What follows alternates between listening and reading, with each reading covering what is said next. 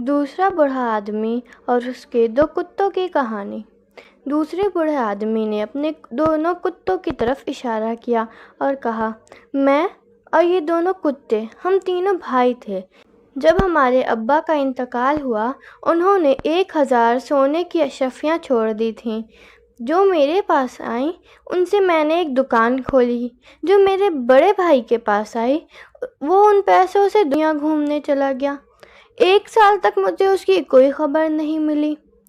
اس کے بعد ایک دن ایک فقیر میرے دکان میں آیا۔ اس نے کہا، کیا آپ مجھے نہیں جانتے؟ میں نے اس کی طرف دیکھا، میں اسے نہیں جانتا تھا۔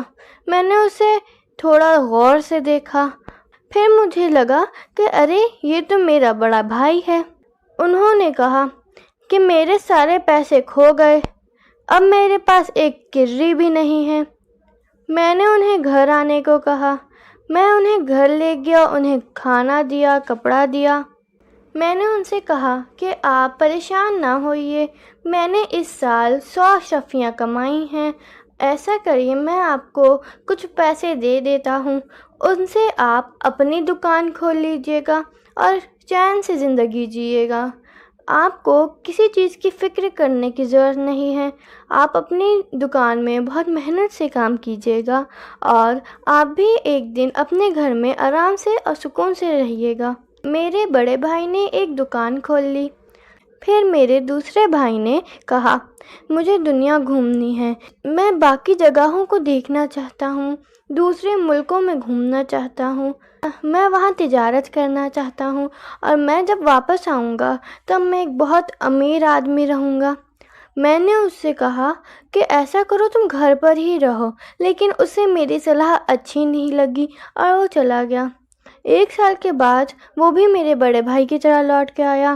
سارے پیسے اس کے بھی ختم ہو گئے، ایک کرری نہیں تھی اس کے پاس۔ میں نے اس کی مدد کی جیسے میں نے اپنے بھائی کی مدد کی تھی۔ اس نے بھی ایک دکان کھولی۔ کچھ ٹائم تک سب بہت صحیح گیا، وہ اپنا سامان خریدتا اور بیچتا، اس کے پاس بھی اچھی خاصی دولت آ گئی۔ لیکن میرے بھائی ان سے خوش نہیں تھے۔ وہ ہمیشہ کہا کرتے تھے، مجھے دنیا گھومنی ہے، باقی ملکوں میں گھومنا ہے، ہم راستے میں تجارت کر سکتے ہیں اور جلد ہی ہم بھی امیر ہو جائیں گے۔ 6 سال تک وہ مجھ سے کہتے رہے کہ میں بھی ان کے ساتھ جاؤں، لیکن میں منع کرتا رہا۔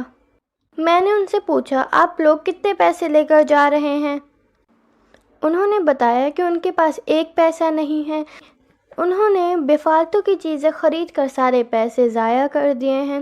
لیکن میں ان سے ناراض نہیں ہوا، بلکہ میں نے ان سے کہا، میرے پاس 6000 سونے کی اشرفیاں ہیں، ایسا کرتے ہیں میں 3000 سونے کی اشرفیاں گھر پر ہی چھوڑ دیتا ہوں، ہمیں وہ مستقبل میں کام آئیں گی، اور 3000 اشرفیاں جو ہمارے پاس بچتی ہیں، ہم 1000 اشرفیاں بانٹ لیتے ہیں۔ یہ کہتے ہوئے میں نے 3000 اشرفیاں اپنے گھر میں چھپا دیں اور باقی کی 3000 1000 کر کے بانٹ لی، اور اس طرح ہم نے اپنا سفر شروع کیا۔ ہم ایک ملک سے سامان خریدتے اور دوسرے ملک میں انہیں بیچ دیتے۔ ایسا کر کے ہم امیر ہو گئے۔ جب ہم امیر ہو گئے تو ہم نے یہ چیز طے کی کہ اب ہم واپس اپنے ملک آئیں گے۔ جب ہم جہاز پر تھے تبھی ایک عورت ہمیں ملی۔ وہ بہت غریب لگ رہی تھی، مگر وہ بہت خوبصورت تھی۔ اس نے کہا، سنیے، کیا آپ مجھے اپنے ساتھ اپنے ملک لے جا سکتے ہیں؟ میری مدد کیجیے اور یہ کر کے آپ کو بہت نیکیاں ملیں گی۔ پہلے میں نے اسے منع کر دیا، مگر میں نے پھر دوبارہ اس کے چہرے کی طرف دیکھا۔ وہ بہت خوبصورت تھی اور اچھے گھر کی بھی لگ رہی تھی۔ میں نے اس سے شادی کر لی اور ہم نے ایک ساتھ سفر کرنا شروع کیا۔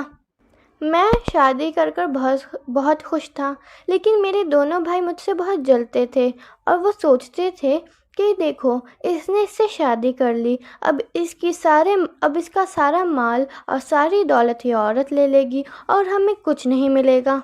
ایک رات جب میں اور میری بیوی سو رہے تھے تو میرے بھائیوں نے مجھے اور میری بیوی کو اٹھا کر سمندر میں پھینک دیا۔ وہ نہیں جانتے تھے کہ میری بیوی ایک پری ہے۔ اس نے مجھے ڈوبنے سے بچا لیا اور مجھے آسمان میں لے اڑی۔ ہم ایک پاس ہی کے جزیرے میں پہنچے اور اس نے مجھے بتایا، آپ نے میری مدد کی تھی اور میں اب بہت خوش ہوں کیونکہ میں نے آپ کی مدد کی، لیکن میں بہت ناراض ہوں آپ کے بھائیوں سے اور میں انہیں مارنا چاہتی ہوں۔ اور ہاں، میں ایک چڑیا بن کر جہاز تک اڑوں گی اور وہاں جا کر انہیں مار دوں گی۔ میں نے اس سے کہا کہ میرے بھائیوں کو مت مارو۔ میں مانتا ہوں کہ انہوں نے بہت غلط کیا، لیکن ہمیں ایک دوسرے کو ہمیشہ معاف کر دینا چاہیے۔ اس نے کہا، ٹھیک ہے، میں آپ کی بات مانتی ہوں۔ پھر وہ مجھے لے کر آسمان میں اڑی اور اڑتے اڑتے ہم گھر پہنچ گئے۔ میں نے اپنے گھر کے دروازے پر ان دونوں کتوں کو دیکھا۔ وہ 2 کتے میرے بھائی ہیں، میری بیوی نے مجھے بتایا، اور اس نے بتایا کہ اب اگلے 10 سال تک وہ کتے ہی بنے رہیں گے، اور اس نے کہا کہ 10 سال کے بعد انہیں میرے پاس دوبارہ لائیے گا اور میں انہیں انسانوں میں تبدیل کر دوں گی۔